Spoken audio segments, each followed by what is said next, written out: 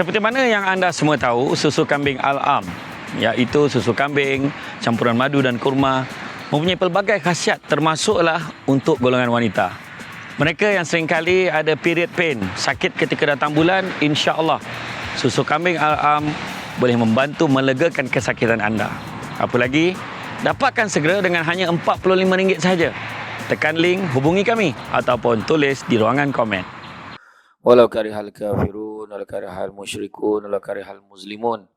Subhanaka la ilma lana illa ma 'allamtana innaka antal alimul hakim.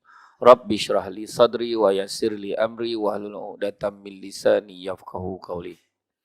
Terima kasih saya ucapkan kepada Al-Fadil Tuan Pengerusi acara yang juga merupakan mudir penganjur, iaitu sekolah apa tadi? Terima kasih banyak.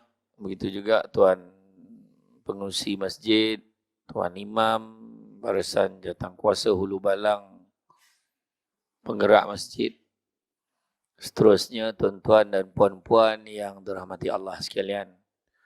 Bersyukur kita kepada Allah Subhanahu Wa Taala kerana dengan limpah dan izinnya pada malam ini dapat kita bersama-sama berada di dalam majlis ilmu yang mana kita dikatakan berada di dalam taman-taman syurga.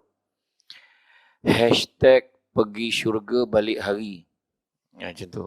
Pergi syurga balik hari. Hari ni datang kan balik, esok datang lagi. Jangan kita pilih kuliah malam ni je datang. Tapi saya dipaham tadi, saya tengok ramai betul. Saya dah risau, dah comel lah tadi. Apa ramai benar orang datang masjid ni.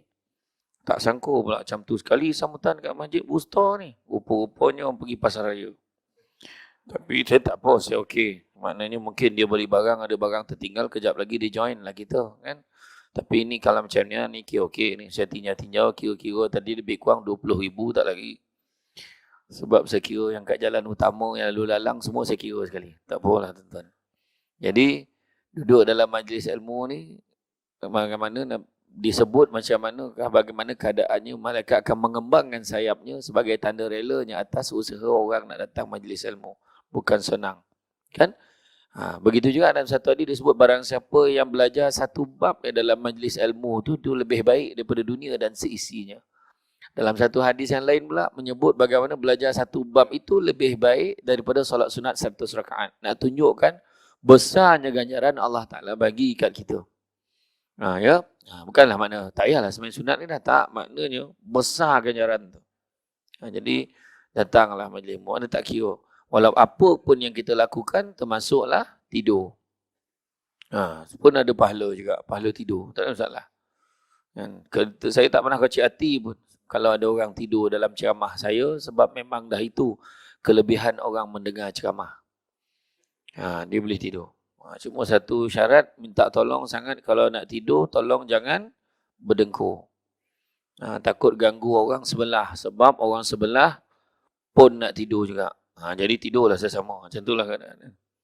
Jadi malam ni tajuk yang telah dipilih adalah tajuk berkaitan dengan keluarga. Keluarga. Tak ada manusia dalam dunia ni hidup, dia suka hidup seorang-seorang. Tak ada.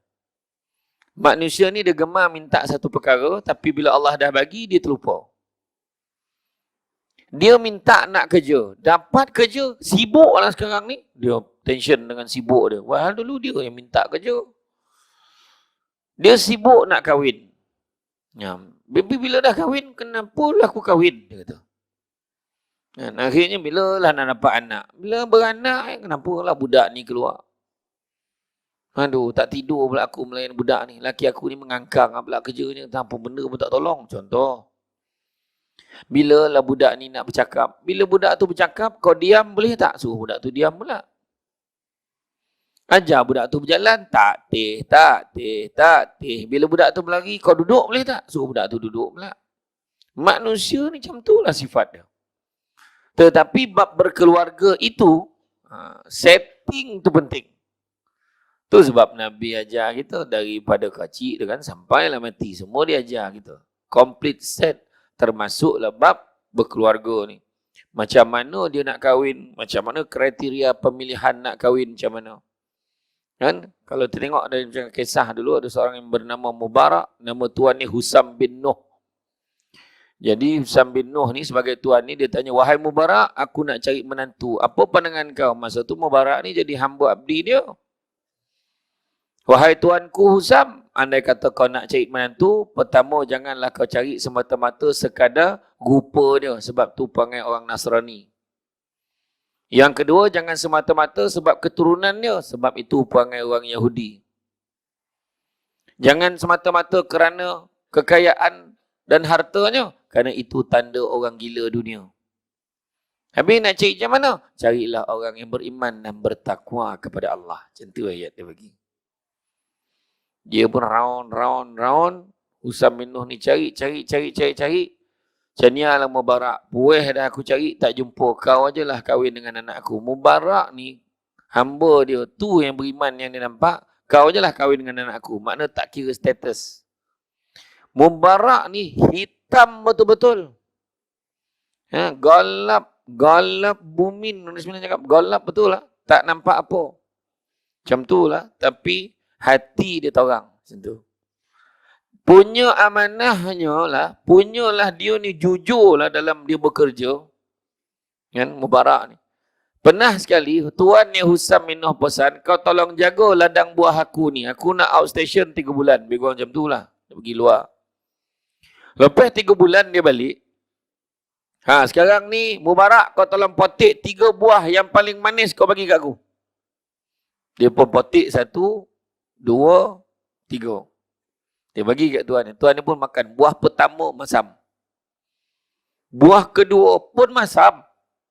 Yang ketiga, jangan ni manis tak? Pun masam juga. Apa cer? Dia kata. Apa hal kau ni Mubarak? Takkan 3 bulan ni kau tak tahu mana buah yang manis, mana buah yang masam? Demi Allah, dia kata. Kau pesan ke aku, suruh aku jaga ladang buah. Kau tak pernah suruh aku rasa. Dia kata. Nak tunjukkan dia jujur. Cuba kalau kita jaga ladang buah macam sebakul-sebakul buat balik, kebetulan jaga ladang ni. Kan? Marilah rasa sesama. Macam tu lah. Macam tu kat kita dalam keluarga kita hari ni. Lagi satu, dalam kita berkeluarga hari ni tak sama macam dulu. Tak sama macam dulu. Sebab apa kata tak sama? Zaman dulu kan, cabaran dia lain. Sekarang cabaran dia lain. Cabaran hari ni lebih complicated. Dulu kita cakap anak-anak sibuk dengan hiburan. Hari ni dengan nama ayah pun sibuk dengan hiburan. Bukan cakap budak tu je. Dulu TV 1, TV 2. Yang kaya sikit boleh upah orang panjat tinggi sikit pasang buluh, dapat TV 3. Sekarang letak 1 piring atas bumbung. Beribu channel dapat. Hari ni pula ada smart TV. Dah lah ada smart TV. Ada pula internet pada TV. Dia connect aja dekat situ. Kan? Sambung kabel. Langsung terang menyala. 24 jam tengok TV. Dulu pukul 12 malam orang berdiri togak kat ruang tamu sebab negaraku. Makna dah habis TV. Kalau dapat tengok TV pukul 2 pagi sebab ada live Liverpool lawan Manchester. Bukan semua semua lawan ada live dulu. Kau ada pun badminton Piala Thomas. Kan, dapatlah tengok pukul 3 pagi. Kalau tidak, mana ada? Tak ada. Hari ni beribu channel, malahan boleh pula cari dalam internet TV tu cerita-cerita yang dah terlepas tengok. Betul tak? Betul. Betul lah tu sebab saya cakap. Kan? Itu cabaran dia hari ni. Dulu TV, remote pun tak ada. Anak-anak jadi remote. Kau tekan TV 1, tap, dia pandang ayah. 2, tap, 2. Tekan 3, sebab 3 tu lagi terang TV 2 tu. Sebab sampai 10 pun tekan butang. Yang ada TV 1, TV 2, TV 1, TV 2. Dulu yang baca berita Salasiah Zakaria dan Sarjit Singholan. Oh my, punya tua. Penceramah ni pun dah tua boy, kan. Iya. Kan? Tetapi hari ni mana ada budak ni heboh. Itu saya cakap. Punya teruk lah daripada dulu. Saya selalu cakap, dulu lagi saya cakap. Dulu drama bersambung yang ada drama Cina, pukul 6 sampai pukul 7. Kenapa? Sebab Cina tu takut time maghrib tak ada orang tengok sebab orang Melayu semayang. Orang Melayu yang namanya tengok drama Cina tu dulu. Cina tu pun fikir maghrib. Tiba-tiba drama Melayu time maghrib pasang. Bangang ke tak bangang? Dia cakap. Bukan kita tak tengok. Saya tahu, saya dah cek dah. Orang gua Cepedak tak tengok. Alhamdulillah. Itu satu pencapaian sebenarnya. Yalah, macam mana nak tengok? Pukul 7 kat maghrib dekat sini masjid. Ha? Kan? Saya memang tak ada komplain masjid ni sebab saya dengar masjid ni jemaah subuh pun memang macam ni ramai. Ya ke tidak ni? Dah insyaAllah, dia kata kan. Macam tu lah. Ya tuan-tuan. Bagi semangat sikit imam tu. Ini subuh. Alah. Yang Bilal kita nak semayang berdua je ke? Tunggulah sekejap. Tak, sini tak ni, tempat lain saya cakap ni. Dia bila ramai tu, semangat dia macam tarawih. Tu yang imam baca panjang sikit. Kalau tidak tu sedih baca. Bilal kalau azan tu, Mada Dayu tu, mana sedih orang tak ramai. Pagi subuh. Dia kalau semangat, Allahu Akbar. Dia semangat tu. Makna dia memang ramai malam pagi tu. Tapi kalau Allahu Akbar, Allahu Akbar. Sedih. Memang leno orang kampung, kan? Jadi bila kita ceritakan tentang cabaran, kan? Nak jadi keluarga first class, macam-macam. Hari ini zamannya dah berubah. Hari ini kalau kita tengok cabaran yang paling utama, cabaran somet. Tahu somet? Bukan samat, somet. Social media. Orang Indonesia sebut somet. Kan? Ataupun orang Singapura sebut medsos, media sosial. Dia memang sebut macam tu. Orang Indonesia ni ada istilah dipendek-pendekkan. Contohnya sajam, senjata tajam. Saya ada jugalah menyaksikan beberapa rancangan Indonesia. Tengok macam tu. Memang ya. Social media hari ni. Daripada sebudak-budak sampai setua-tua manusia, ada grup WhatsApp. Dia dah share dah. Kau pergi tak? Kau pergi PG. Kau pergi tak?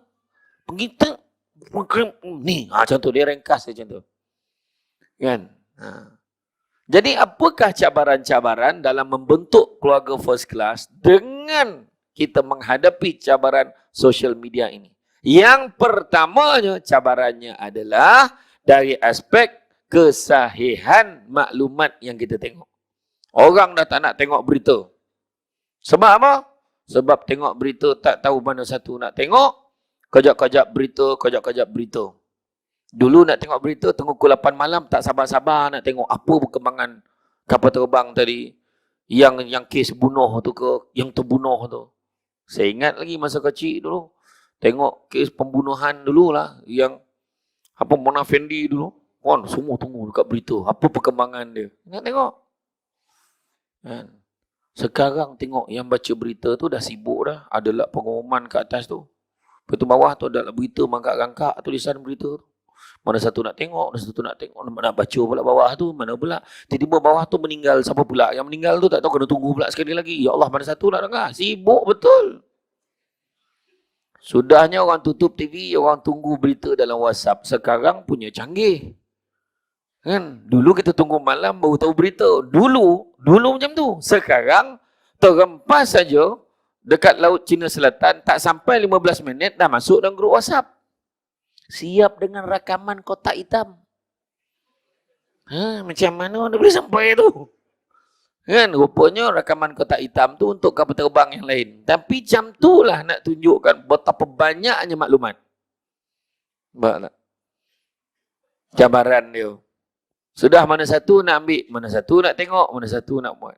Kesahihan maklumat kerana apabila kita ni datang maklumat macam tu, kita terlupa bahawa dalam Islam pun dah mengajar kita. Apa dia? Kata bayanu. Jangan tahu timur, selidik dulu. Orang ramai buat cerita, dengar-dengarnya lah.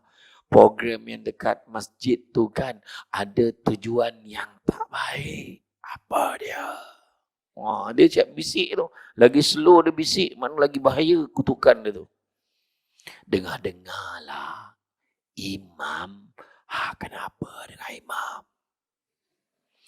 Imam nak pergi umrah tahun ni. Yang tu tak jadi jam tu.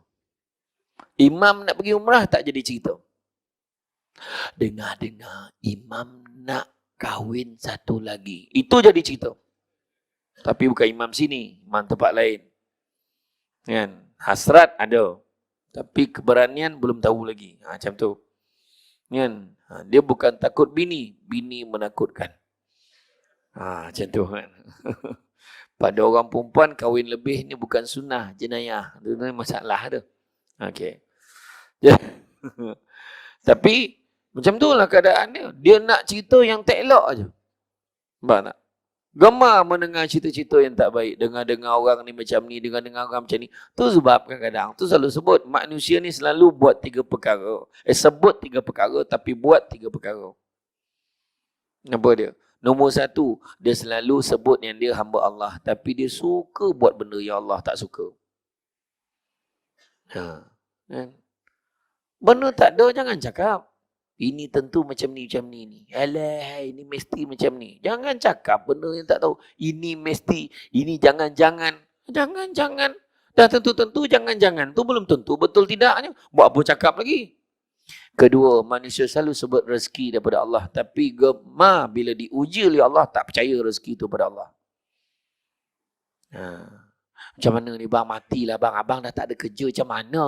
Abang. Macam mana ni bang? Dua usaha rumah nak bayar, duit kita nak bayar, anak lagi. Anak kita macam mana? Saya memang bab ceramah ni saya kena lakonkan sekali biar dia sampai. Macam tu.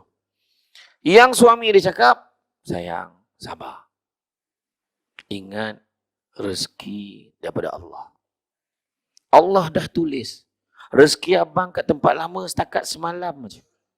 Hari ni abang akan minta kerja lain. Doakan abang dapat kerja. Lagipun duit simpanan sayang kan ada lagi. Nampak? Kan? Yang ujung tu tak sedap tu. Yang ujung tu tak sedap tu kan. Jadi makna kata rezeki ni serah kat Allah Ta'ala. InsyaAllah. Tapi bukanlah makna serah tu makna kita biarkan. Kan? Memang betul lah kan. Bila disebut dalam kitab tu dia kata hidup ini jangan berikhtiar. Bukan kata hidup ni tak payah usaha. Tak maksudnya tu. Jangan berikhtiar tu dalam arti kata kita dah usaha sesungguh. Serahlah kat Allah Ta'ala. Macam tu. Kadang-kadang Allah tak bagi kita rezeki ini. Tapi dia bagi rezeki lain. Dia tak bagi duit banyak. Dia bagi anak pandai-pandai. Dia tak bagi duit. Tapi dia bagi anak ramai. Tiap tahun. Asal usik beranak. Bayangkan tu. Usik beranak. Subuh betul. Bayangkan tu. Tiap-tiap tahun dia. Tak adalah ramai sangat anak tu. Dalam 12 orang tu. Sampai terlupa lah nama anak siapa. Kau nama siapa? Dia tanya anak ni. Kau anak aku ke? Ish, abah ni kata. Aku ingat aku anak jiran sebelah tadi. Macam tu lah punya teruk. Tak perasan anak ramai kan. Hari ni orang anak ramai pun tak nak dah. Tak apa bondo sekarang. Cukup bang, 4 cukup. 4. 5 dah. Tutup kilang. Boy, sadap. Orang perempuan ingat tau. Jangan suka-suka tutup kilang. Kalau nak tutup kilang, pastikan bincang dengan pengurus. Faham? Pengurus kalau dia jumpa tapak baru, jangan main-main. Soyap naik tiang, mesin masuk, tak boleh buat apa dah. Jangan main-main. Jangan main-main. Iyo. Dengan suami first class service. Ingat tu. Balik layan. Kita marah suami kita cari lain. Kita jangkaulah betul-betul. Saya memang support orang perempuan. Kita kena pertahankan hubungan kita dengan suami kita. Pastikan dia akan tetap suka kat kita. Faham? Iya. Salah satu syarat, salah satu cara, madu kena ada. Madu lebah. Oh, dia dah macam ni. Dengan madu terangkit kepala. Relax lah. Nampak tak? Iya. Kan?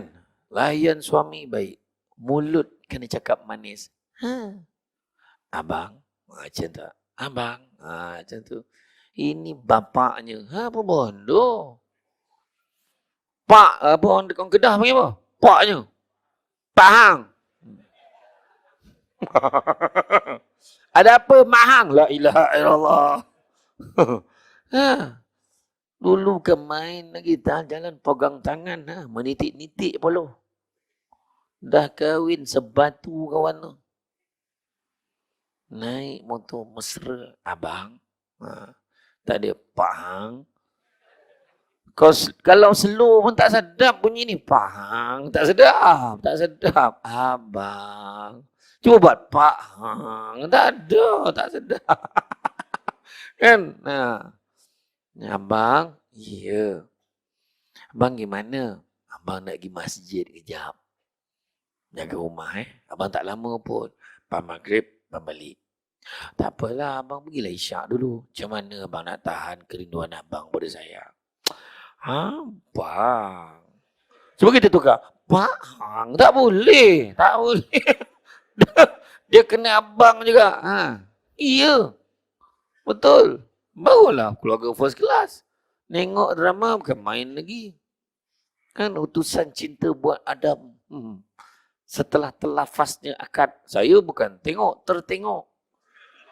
Tak, saya ceramah dekat Muazzam Shah. Ceramah tu pukul 9. Lepas saya jamak maghrib dengan Isyak, saya duduk kat ruang tamu tu sebab JK Masjid dengan UD10 Muazzam Shah nak makan malam dengan saya on lah TV tu sementara dah sampai. Tu yang tertengok utusan cinta buat Adam tu.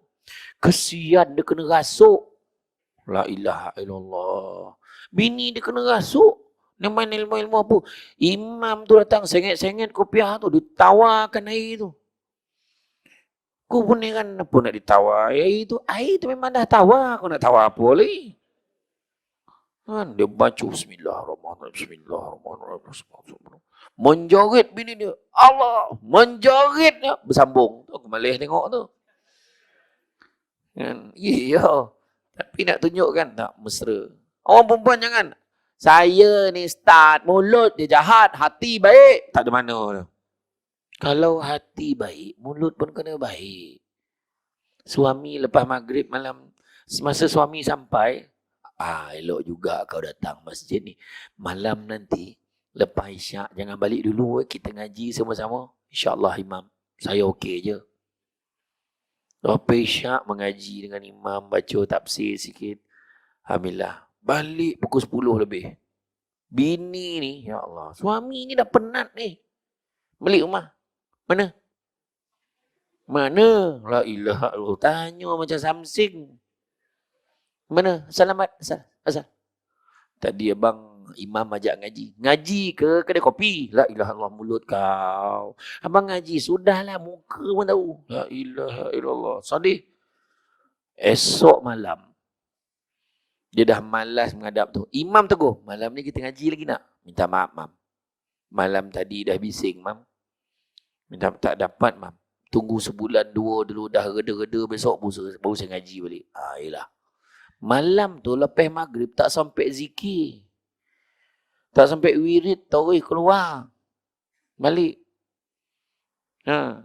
Yolah saya pegang cawan air tak ada. Baru perasan kau. Kan? Lepas tu, kan? Lepas maghrib taurih balik. Sampai kat rumah. Cepat balik. Tak semayang kau. La ilaha illallah tak semayang dia cakap. Semalam kau bising balik lambat. Ni kau bising balik awal. Nampak tak? Cuba tanya lah. Abang. Tentu abang penat kan. Abang gimana tadi bang? Abang tadi mengaji. Yo bang seronoknya. Abang baca surah apa? Tak ingat surah apa. Abang sambung dia tadi. Ya ke? Lepas tu abang baca apa tadi? Abang buat apa lagi? Itulah ngaji. Lepas tu baca tafsir sikit. Abang share lah sikit tafsir apa. Dalam bilik tu ada kitab tafsir satu. Kau buka sendiri kau baca. Dia kata kan? Dia malah kan? Tak adalah tanya dia lah. Abang, tentu abang penat kan? Abang nak apa? Kopi, tea, mi. Mak itu yang tak tahan tu. Budak-budak ni golak aku risau tu lah. Aku tak tahu. Kau jangan hilang surah kau tahu. Macam tu lah kan. Ya. Jadi makna kata, kemesraan tu. Balik-balik dalam cabaran dunia cyber tadi, orang sebarkan maklumat-maklumat. Macam-macam cerita. Kita pun kadang-kadang tolong sama menyampaikan, masuk dalam WhatsApp. Kita niat kita nak tanya, geng, betul ke cerita ni siap ada tanda? Macam ni kan, tanda tunjuk. Nah. Bila tunjuk, kita pun share artikel tu. Tapi, orang lain kadang tak baca pun yang atas, dia tu baca yang bawah tu. Dan dia sebar pula yang lain. Kalau benda tu tak betul, kita dapat saham. Nah, nampak tak? Ia mungkin mengaibkan, mungkin memburukkan orang. Cuba share benda-benda baik. Dengannya malam ni akan berlangsungnya satu ceramah. Ceramah perdana di Masjid Al-Wusta. Yang akan dihadiri oleh penceramah-penceramah yang terkenal lah. Kerana contoh macam tu lah kan. Allah letak nama. Jom kita hadir ramai-ramai ke majlis ilmu ini. Macam tu tak apalah. Ni share tak apa cerita dia share. Ingat tak kisah bagaimana seorang guru, tuan guru di Indonesia. Dia dikutuk, difitnah, dihamun oleh seorang yang lain. Orang cakap macam-macam pasal dia. Bila dah cakap macam-macam pasal dia, kan? Dan tok guru ni biarlah kau nak cakap apa, cakaplah. Dia tak reti je. Tiba-tiba pada satu hari datang kesedaran orang yang kutuk dia, fitnah dia macam-macam ni. Dia pun datang. Dia kata, Tuan Guru, aku minta maaf banyak. Tok Guru, aku minta maaf sangat banyak. Betul aku kutuk engkau. Tak apa. Aku dah lama maafkan. Tak apa. Jangan, Tok Guru, kau cakaplah dengan aku apa yang patut aku buat. Kau cakaplah. Dah macam-macam aku kutuk engkau. Aku keji engkau. Aku fitnah engkau. Takkan tak ada apa yang kau boleh buat untuk aku ni. Beginilah. Kalau dah kau berdegil sangat nak buat sesuatu macam ni lah. Kau balik rumah kau cari ada tak penyapu bulu ayam? Ada tak? Ada. Kau balik rumah, kau ambil penyapu bulu ayam tu. Nak buat apa? Lepas tu kau datang kemari, bawa penyapu bulu ayam tu. Dalam perjalanan, kau ingatkan balik apa kau kutuk aku, kau fitnah aku setiap satu fitnah dan kutuk yang kau cakap tu, kau cabut satu. Kau cabut selai. Ingat aku kutuk dia ni, cabut. Aku kutuk dia ni, aku cakap dia macam ni, aku fitnah dia macam ni. Cabut. Akhirnya sampai kat rumah Tok Guru tu, boleng tak ada apa. Tinggal batang penyapu tu je. Bulu ayam tu licin. Malunya aku Tok Guru, banyaknya aku kutuk kau. Tak ada solai pun tinggal lah. Tok Guru kata, tak apa. Sekarang kau balik ke rumah kau. Lah, buat apa pula? Kau balik, kau kutip balik bulu ayam yang kau cabut tadi. Dia pun ikutlah. Dia jalan balik. Rasa-rasa banyak tak dapat. Banyak tak dia dapat? Dia dapat segenggam, dapat dalam 5 helai je macam tu. Dia balik, Tuan Guru, Tok Guru aku dapat 5 je. 5 helai. Jawab Tok Guru, macam itulah natijahnya bila kita bercerita buruk pasal orang. Benda tadi bulu kau cabut, ada yang melekat dekat kereta, ada melekat kat pokok, ada terbang di sungai, hanyut pergi macam-macam tempat lah. Macam tu jugalah natijah kau bercerita buruk pasal orang. Kau boleh minta maaf dengan aku. Aku boleh maafkan kau. Tetapi cerita buruk yang kau cakap tadi dah tersebar merata-rata. Kau bertaubatlah pada Allah Ta'ala. Itu sebabnya. Ingat tak sebut 3 perkara tadi? Termasuk yang ketiga. Ingat tak? Pertama sebut dia hamba Allah tapi gemar buat benda Allah Ta'ala tak suka. Kedua, dia kata rezeki daripada Allah. Tapi bila diuji, dia tak percaya yang rezeki itu datang daripada Allah. Dan yang ketiga, dia selalu sebut yang dia akan mati. Dia percaya dia akan mati. Tetapi tak pernah bersedia untuk mati. Perangai macam tak nak mati. Termasuklah kutuk orang. Kita kalau tak tergamak nak minta maaf dengan orang, jangan kutuk orang. Nah, tu sebab saya dalam Facebook, kalau saya nampak orang yang gemar mengutuk-ngutuk orang ni, saya akan hide kan dia. Saya tak nak tengok buat nyakit jiwa dia, buat apa? Tak payah tengok. Kita kan, dia ni kutuk aku, kau kutuk orang, kau dia ni marah dengan siapa? Orang yang macam tu tak payah tengok, tuan-tuan. Banyak lagi benda baik boleh tengok. Nampak? Ya. Jadi Abu Lais As-Samarkandi pun dah ajar kita, kalau ada orang bawa cerita kat kita, 6 perkara yang kita kena buat. Apa dia?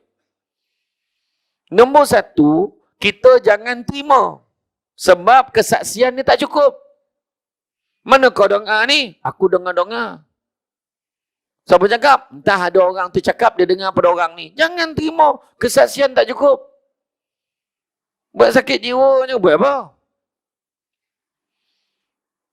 Yang kedua, hendaklah kamu mencegahnya. Kau berhentilah bawa cerita ni. Sebab benda ni tak elok. Kalau benda ni betul jadi mengata, kalau benda ni tak betul jadi fitnah. Dua-dua tak elok. Kau jangan buat, kita cakap dengan dia. Yang ketiga, jangan bersangka-sangka. Kerana sebahagian daripada bersangka-sangka itu adalah dosa. Tak sangka betul dia macam tu. Berdasarkan penyampaian orang yang tak tahu lagi hujung pangkal betul ke tidak. Yang keempat, janganlah kamu menyelidik pula. Kau jangan risau. Nanti aku cek betul ke tidak. Aku kenal abang dia tu. Apa-apa aku update. Dia pula update. Yang kelima, hendaklah kamu membenci perbuatan itu, mengata, memfitnah. Kesan neraka. Dan yang keenam, kalau kamu membenci perbuatan itu, janganlah kamu mengulanginya. Begitu juga dalam hal rumah tangga kita. Cerita-cerita orang boleh menyebabkan rumah tangga boleh terbubar. Boleh menjadi huru-hara. Adik-beradik boleh bergaduh sebab menyampai-nyampai cerita. Betul. Dengar-dengar kan alung tak suka dengan abang. Bini pula.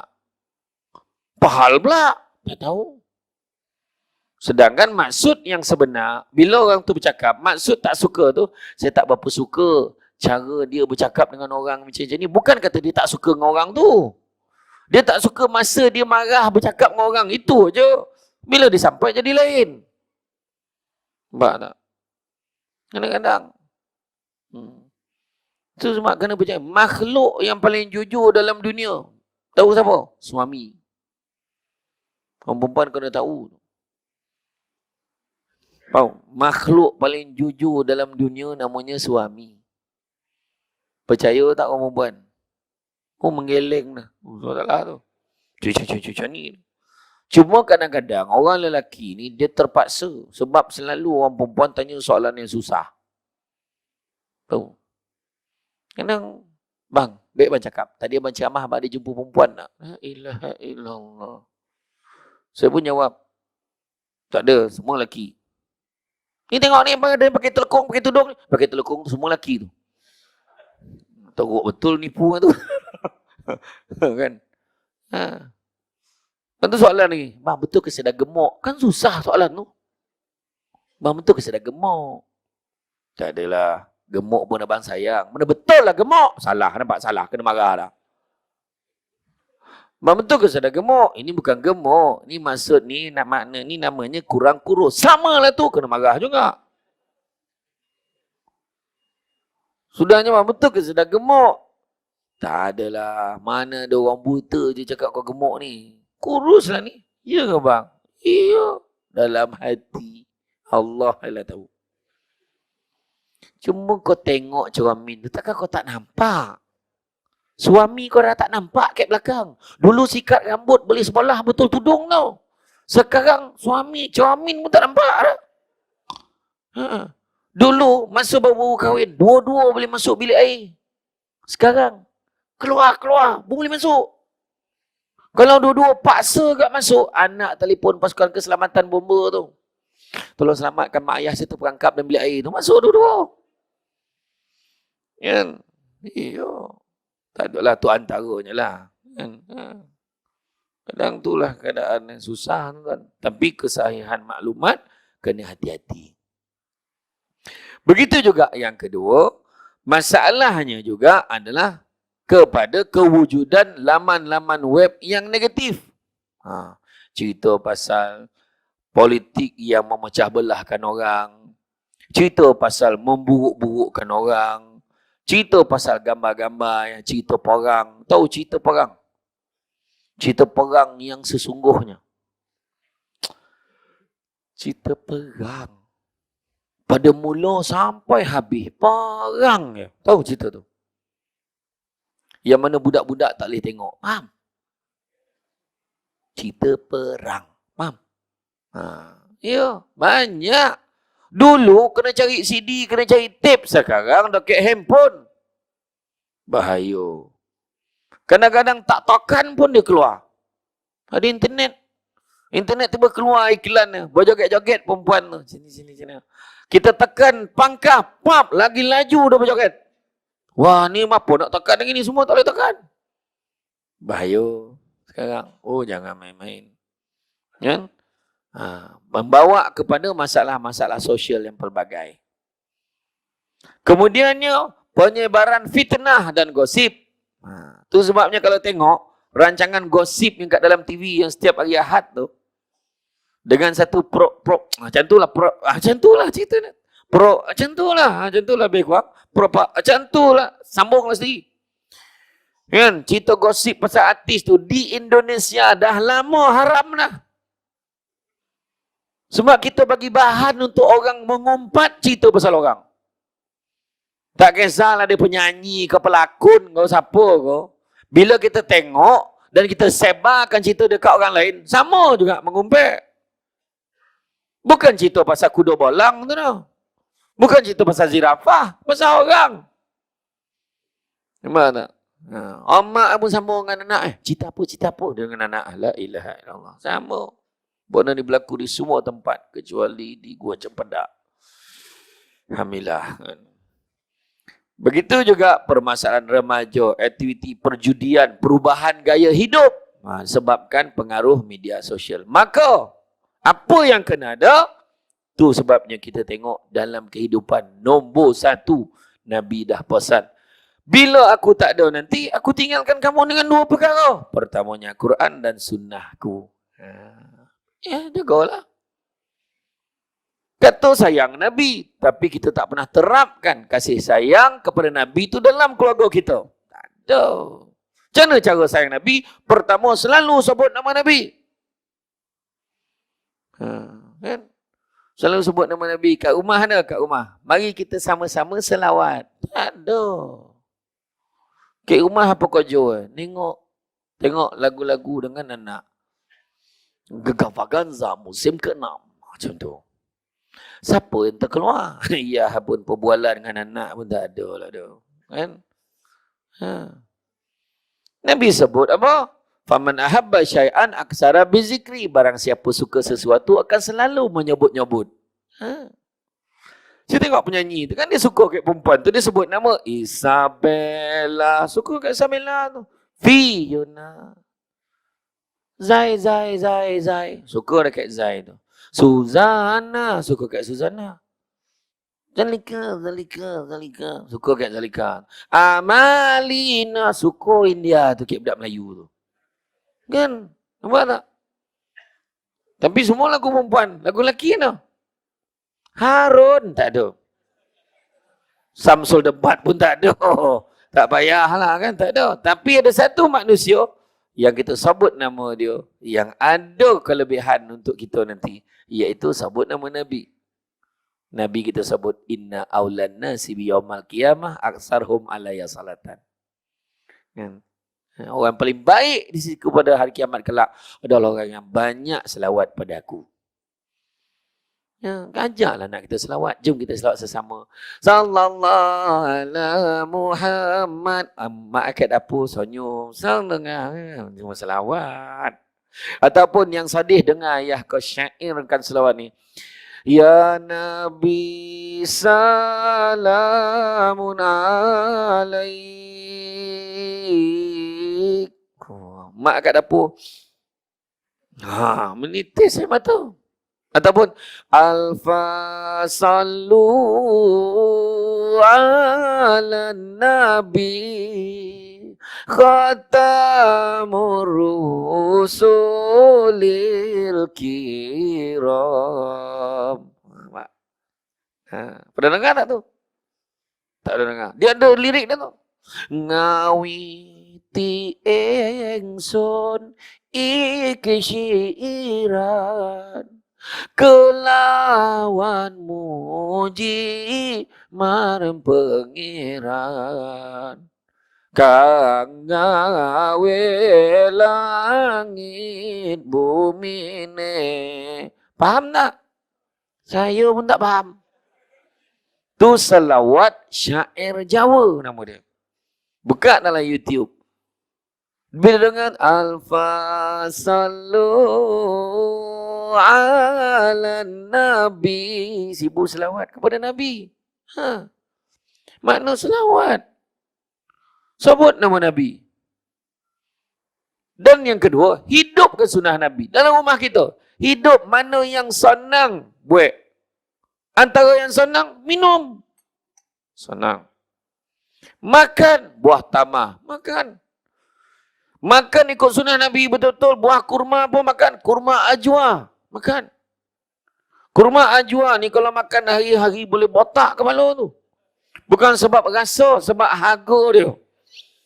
Macam tu. Makan buah tamar. Mai sayang, kita makan buah tamar. Nama takkan buah tamar. Budak-budak sekarang dah ada jawab. Sorry, tak biasa. Nak pijak kau kamu tahu. Ikut macam mana Nabi. Nabi minum, ikut bekas bibir isteri dia. Tadi saya minum kat mana? Tadi saya minum kat sini. Ya, abang pun minum kat sini. Contoh ni, bukan saya nak minum sangat. Contoh. Sini. Sini kan? Romantik. Isteri pun cakap, abang tengok Nabi macam mana. Dia share bekas bibir isteri dia. Abang, cawan lain. Kongsilah. Aku kan tak nak kongsi dengan kau, mulut kau bau nago. Dia kata, bau nago mulut bini tu. Macam tu. Bukan dengan sini lah, tempat lain. Apa lagi? Kita pakai wangi-wangian. Ikut Nabi tu. Nabi suka wangi-wangian. Tapi kalau nak ikut Nabi betul, Nabi pilih yang terbaik. Tu yang kita pilih wangi-wangian. Kita ni, okey tak bau ni? Ini okey. Ni keras sikit lah, ambil yang lain lah. Macam tu. Mana kita nak pilih yang terbaik untuk kita pakai. Macam tu. Senyum sunnah Nabi. Senyum lah. Muka bongih. Bengis. Bongih tak faham. Bengis. Abang. Macam tu. Senyum je. Suami pun risau tengok kau apa. Kau pandang aku. Pandang abang lah. Siapa lagi? Anak-anak mesti ni kau salam mak kau rasa tak lama dah ni. Menyeringai aku je. Iyo. Lepas tu, kasut-kasut semua susun ngadap keluar. Sunnah tu. Sebab Nabi keluar nak sarung senang. Kita pula cakap, wih, sipar tu. Semua ngadap keluar. Ikut Jepun. Ikut Jepun tak dapat pahala. Jepun dengan Nabi. Siapa lahir dulu? Nabi lahir dulu. Jepun ikut Nabi, kita ikut Jepun, memang ikut Nabi. Apa sunnah Nabi? Minum air masak sunnah Nabi. Tapi kau nak tahu cara Nabi minum. Nabi minum kurang-kurang 3 tagak. Contoh, sekali lagi. 1, 2, 3. Kan nampak tertib tu. Tapi kalau kita minum sekaligus macam ni, contoh.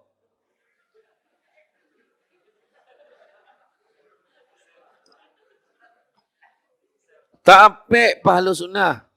Tapi puas hati dan. Macam tu ayat kan. Sebab haus daripada siang tadi ceramah. Dia paling banyak minum ni. Kan? Tapi macam tu. Nampak tak? Anak-anak kita. Kan? Nabi dah pesan tak dibu auladukum bisalah sati asya. Apa dia? Pertama, bihubi Rasulillah. Cara sayang Nabi. Kedua, bihubi ahli. Menyayangi ahli keluarga Nabi. Yang ketiga, bikiraatil Quran. Suruh anak kita ngaji. Suruh anak kita baca Quran. Ajarlah. Nampak tak? Kan? Banyak lagi lah sunnah-sunnah yang kita boleh buat. Nabi sebut, inna aulad. Apa? Nabi sebut, faman ahya bisunnati faqad ahabbani. Nabi sebut. Barang siapa hidupkan satu sunnahku, maka dia sayangkan aku. Itu baru satu KPI paling rendah Nabi bagi kat kita. Tapi itu pun kita tak nak buat. Kan? Bolo janggut. Yang lelaki perempuan jangan boloh. Ni lelaki. Kan? Sembahyang berjemaah. Orang perempuan cakap dia lah, abang, ni sini bang jadi imam. Abang, cepatlah. Nampak tak? Macam tu. Suami pun datang. Abang tak pandai. Tak apa, tak pandai kita belajar. Macam tu. Jangan garang. Orang perempuan yang, abang, sini. Sinilah jadi imam. Sini jadi. Ketak suami sampai. Abang tak pandai. Tak pandai pakai telekong dua belakang. Apa hal pula laki kau pakai telekong? Kau jangan buat perangai macam tu. Kan? Jangan. Aduh, hai. Ingat tu. Hidupkan sunnah Nabi. Kan tak dapat buat semua, jangan tinggal semua. Apa lagi? Nak capai first class. Hidup dengan syariat. Tu saya kata lima kunci. Nombor 1, kunci rumah. Sistem dalam rumah tangga tu ikut syariat Islam. Pagi-pagi dah kejut suami subuh. Abang, bangunlah subuh. Abang, kalau macam tu cara kejut, sudah dua-dua tak subuh. Kau ni mengejut, kau mengajak. Abang tu. Alamak, budak-budak ni duduk depan pula. Kau susah betul aku nak camah malam ni lah. Tak apalah. Baik-baik tak faham ni lah. Buat macam tu, buat blur. Kau jangan kau lah. Nampak benar kau faham. Buat macam tu. Macam tu dah. Okay. Tapi memang ya. Kan? Kejut. Salat subuh berjemaah. Kejutkan anak. Kesian bang anak tu. Jangan kesian-kesian. Bab agama ni kena kejut anak. Biasakan dia bangun pagi. Joki tu murah sikit. Bangun pagi. Ya lah. Nabi dah pesan lah. Kalau kamu nak murah rezeki, jangan tinggal solat sunat 2 rakaat sebelum subuh. Nabi dah pesan. Macam mana nak murah rezeki? Subuh tengah hari. Lagi 5 minit nak zuhur subuh. Terperanjat Imam Masjid Usta ni siapa pula yang kunut tengah hari ni? Tengah hari. Allahumma hadina. Tak sakan langsung dah. Allahumma hadina fiman hadait. Siapa tu? Ya, semayang sama-sama. Anak tu tidak disat. Suami pula bangun tu dengan tegas. Allahu Akbar. Bismillahirrahmanirrahim. Oh, steady. Anak tegar. Barulah sagar. Alhamdulillah. Baca Fatihah tak betul pula. Yang bini belakang, Fatihah pun tak betul jadi imam. Itu pula apa ya juga. Pergi belajar. Belajarlah. Ya, tapi kesian. Kadang ada tempat-tempat tu kan. Dia ada sini okey, steady lagi. Imam cergas sikit. Ada tempat-tempat. Kampung-kampung banyak kadang. Dekat sini okey. Tempat, ya Allah. Imam dah tak ada. Imam pun dah uzur-uzur, tak ada siapa nak ganti. Yang ganti pun uzur. Itu kadang kesian bacaan Allahu Akbar. Similah panggillah.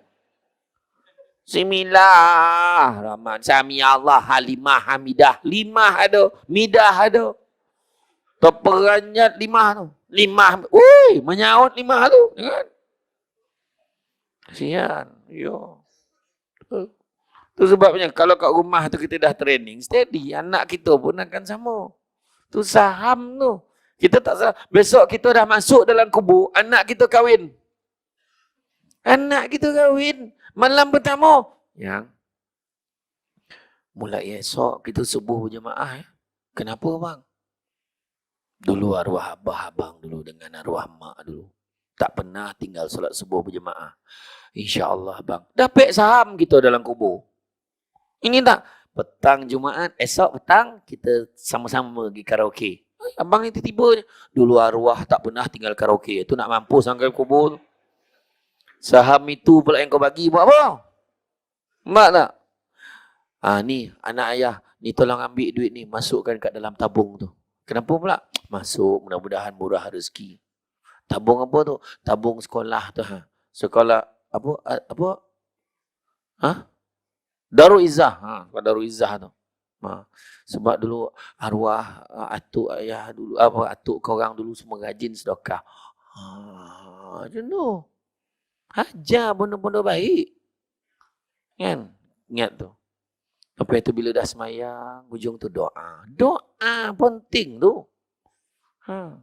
Doa tu bahasa Arab ada, bahasa Melayu pun ada. Ya Allah. Sesungguhnya macam dalam TV. Sesungguhnya aku sayangkan istriku, ya Allah. Yang anak. Dia pandang mak dia. Yang mak, Sibuk dah pandang depan. Aku juga sayangkan anakku yang sulung Alung, ya Allah. Long, nama kau ada Alung. Aku sayangkan anakku yang kedua Angah. Sayangkan anakku yang ketiga Alang. Tahu tak apa, jawab. Bila kita sebut tu sampai ke hati tu, ya Allah. Sesungguhnya anak sulungku Alung ini harapan keluarga, ya Allah. Alung ni tak sangka dia harapan keluarga. Dia pandang Angah. Kau dengar tak? Oh, ayat kan. Tahun ini dia akan mengambil SPM, ya Allah, keberikanlah dia 12A, ya Allah. Alung dah macam tu. Kenapa Alung? Angah tanya. Subjek ambil 9 ni macam mana? Tu dah macam apa. Ayah tak tahu nak ambil subjek berapa. Wah, parah ni. Tetapi orang perempuan selalu saya pesan, doa suami dengar betul-betul. Mana yang tak jelas jangan amin. Kadang orang lelaki ni dia pandai, ya Allah kau berikanlah aku, ya Allah. Aku dah lama ingin, ya Allah. Permudahkanlah urusanku untuk, ya Allah. Yang bini belakang, amin, amin. Dia belakang tu pula, makbul. Contoh tu pertama, ikut syariat Islam. Kunci dalam rumah tangga kita. Anak kita solat, anak kita pun kita guide dia. Kedua, kunci pejabat. Cari rezeki yang halal maksud dia. Kedua, kunci pejabat. Orang dulu-dulu kerja bukan gaji banyak benar pun. Tetapi anak-anak menjadi. Sebab apa? Rezeki yang halal. Ada keberkatan. Mana? Isteri yang baik. Rezeki yang berkat bagi makan. Masuk dalam darah daging dia tu yang elok-elok masuk.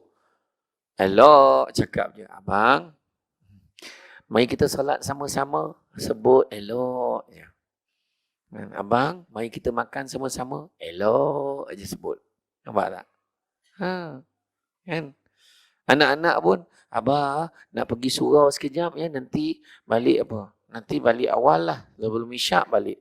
Tapi kalau nak tunggu isyak, tunggulah kat sana. Lepas isyak balik lah. Tapi elok-elok jalan tu. Tengok kita pun semua. Baik ya. Anak yang baik. Ayah nak minta izin nak pergi lawatan ke pusat Islam di Kuala Lumpur. Tempek-tempek baik-baik. Tak ada nak pergi Wet World lah. Tak ada pergi lawatan yang tempek-tempek lain. Tak, dia pergi tempek yang ada nilai-nilai agama. Contoh. Sajuk hati. Orang perempuan dengan orang sebut sajuk parut itu kombong tu. Sajuk hati. Oh, betul. Nampak tak? Cari rezeki yang halal. Saya selalu cakap macam makcik-makcik cleaner tu. Tukang sapu kan. Saya jangan malu siapa yang kerja cleaner. Jangan malu. Sebab gaji 700-800 saja. Dia tak ada sibuk pun dalam kepala satu hari nanti aku akan jadi ketua cleaner. Tak ada. Dia dapat bantu suami dia, keluarga dia untuk ringankan beban keluarga pun dia dah rasa syukur. Anak je pun tengok. Semua jadi-jadi. Iya. Bukan senang kerja tu, tetapi kerja tu mulia. Mana tak mulia dia pastikan tempat tu bersih untuk orang lain. Bukan untuk dia. Kita yang kerja gaji berboleh ribu pun duduk kat pejabat, belum tentu lagi boleh buat amanah macam dia punya amanah. Belum tentu markah kita penuh lagi. Dia kerja apa dia? Dia menyapu, dia bersihkan. Mulia kerja tu. Sebenarnya. Itu sebab saya kata jangan malu. Berniaga kecil-kecilan. Tapi halal. Apa nak malu? Kan? Kerja gaji besar, kereta besar. Tapi mengular kerja apa buat? Kerja besar. Gaji besar, kereta besar, rumah besar. Tapi tak jaga. The do and the don'ts amanah kat topik kerja. Contoh, pun tak ada nilai juga. Tak bahagia.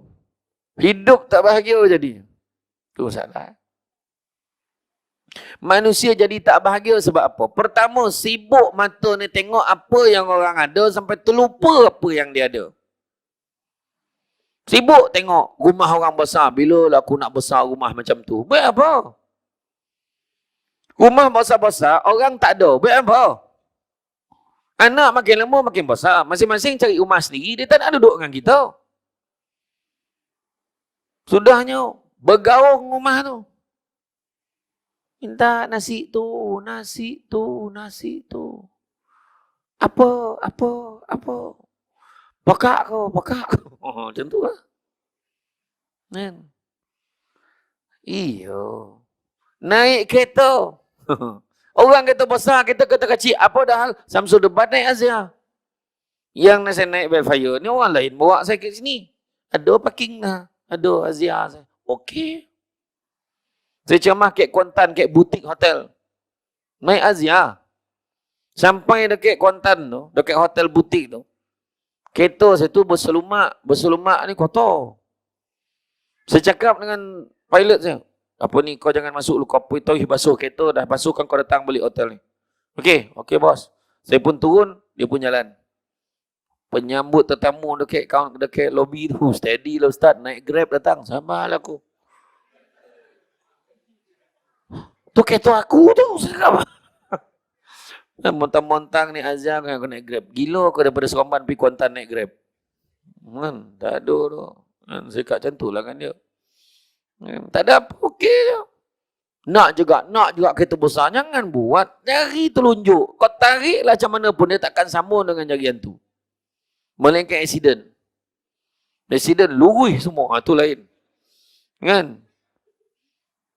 Orang rumah besar, dia paksa nak juga rumah besar. Dia jumpa orang pegawai bank tu, adjust belum gaji dia pun semua, adjust, biar dia lulus juga loan rumah tu. 5 juta ke rumah tu. Dapat juga. Sudah barang apa pun tak ada. Nak beli dah tak mampu, dah habis dia beli rumah. Bulan-bulan bayar belah-belah ribu. Bang, jom makan bang. Pergi kat dinding tu, jilat dinding tu. Dah makan dah tak boleh. Kita ni kancil, jangan nak berak macam gajah. Tahu tak? Faham tak? Itu nenek saya punya beri bahasa tu. Kancil, kalau nak buang air macam gajah, mati. Kan? Ukur baju badan sendiri. Orang tua dulu cakap. Biar dia kecil, bahagia. Kan? Naik kereta, steady. Naik kereta yang import, yang BMW, Mercedes-Benz. Masuk servisnya, pusat servis. Selamat datang ke BMW. Melambai ya 2,000. Untuk melambai tu. Belum tukar barang lagi. Biarlah kita naik kereta Grand Liviva.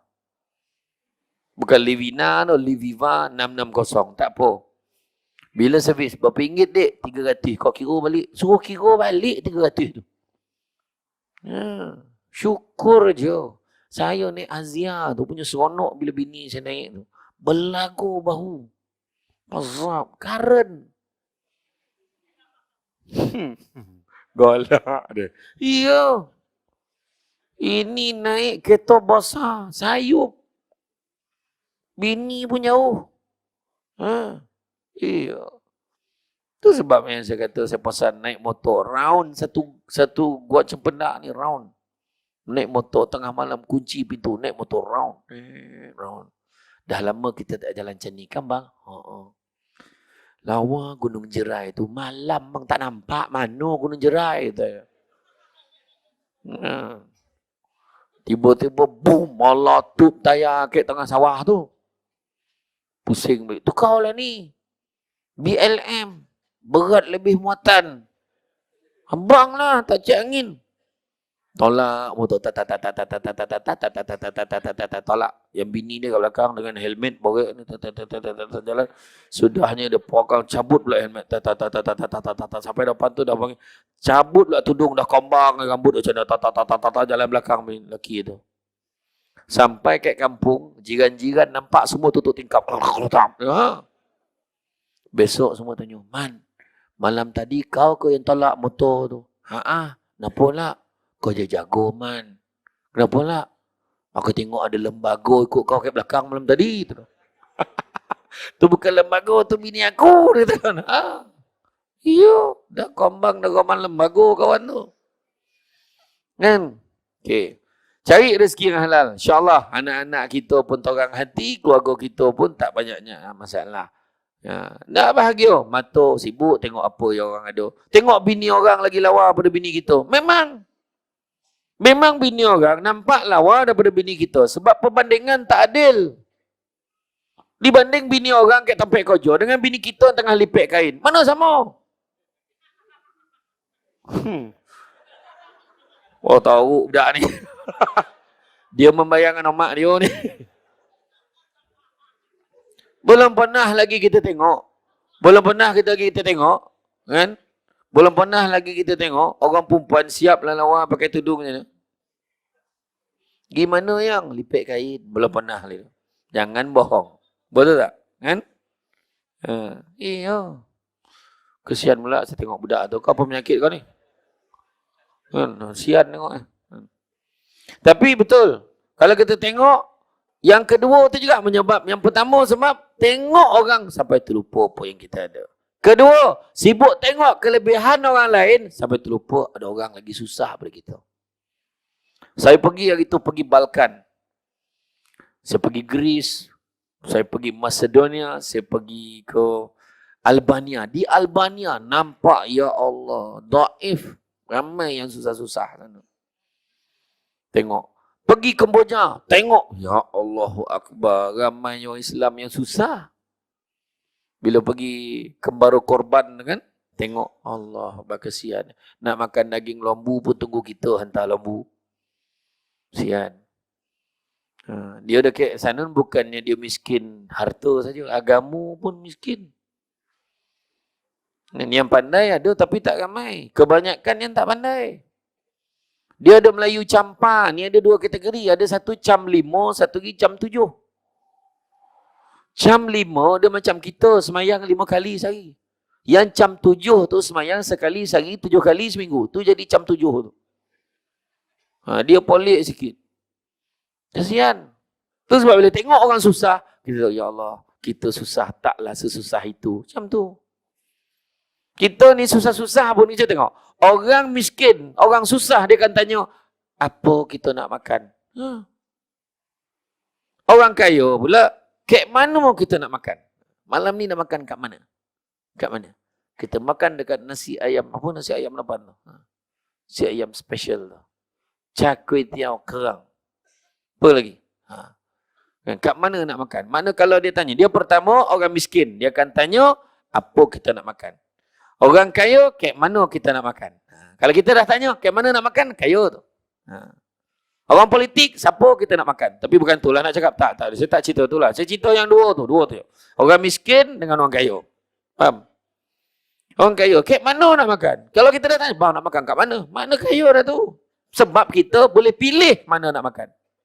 Ada orang tu langsung tak boleh makan. Apa benda nak makan bang? Saya pernah buka dekat dalam satu gambar tu. Dekat dalam Google gitu boleh check tu kan. Macam mana seorang budak dia mengutip sisa-sisa makanan kat atas tanah masuk dalam mulut dia. Macam ayam. Nak tunjuk sedih hidup. Macam mana? Syukur. Dan ketiga, manusia jadi tak bahagia sebab dia menyangkakan apa yang dia ada ni adalah hasil usaha dia. Tak. Dia kena sadar apa yang dia ada hari ini semuanya dengan izin Allah. Kemudian, yang ketiga kunci kereta. Hala tuju keluarga kita nak menuju ke mana? Menuju ke arah yang diredai oleh Allah, keluarga kita. Ajar keluarga kita tentang sedekah. Ajar keluarga kita untuk bantu-membantu satu dengan yang lain. Sebab itulah malam ini kita buat program. Salah satunya untuk membantu dana untuk sekolah menengah Islam Darul Izzah. Jadi kalau nampak karung kau tabung. Ada akan bergerak. Tabung tu jadi siapa yang memegang tabung-tabung tu silalah gerakkan sekarang.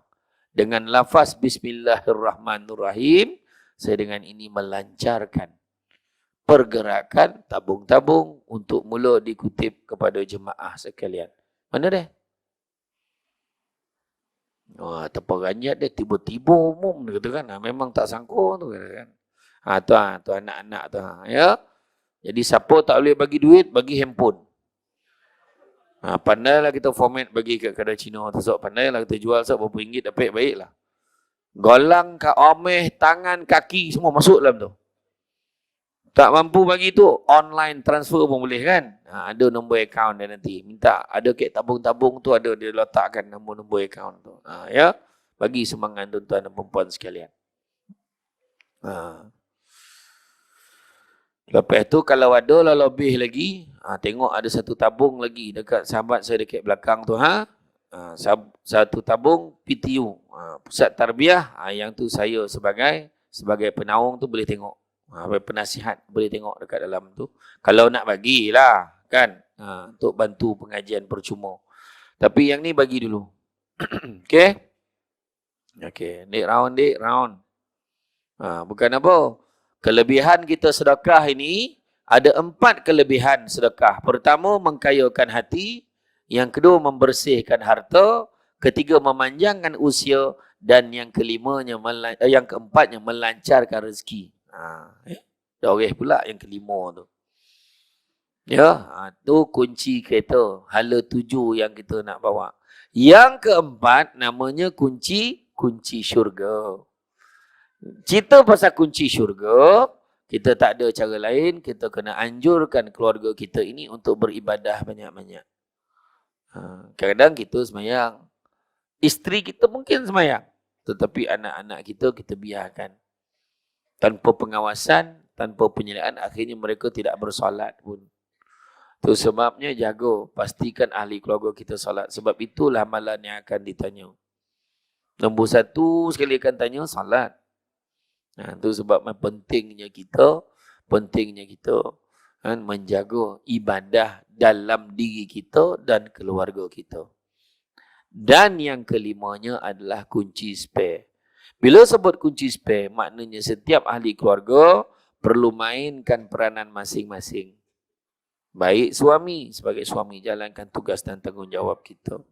Sebagai isteri, jalankan tugas kita sebagai orang yang akan gantikan suami di rumah. Bila suami keluar mencari rezeki, kita jaga pentadbiran dalam rumah kita. Pastikan semua berjalan lancar seperti mana yang dikehendaki. Begitu juga anak-anak, mainkan peranan masing-masing, taat kepada kedua ibu bapa.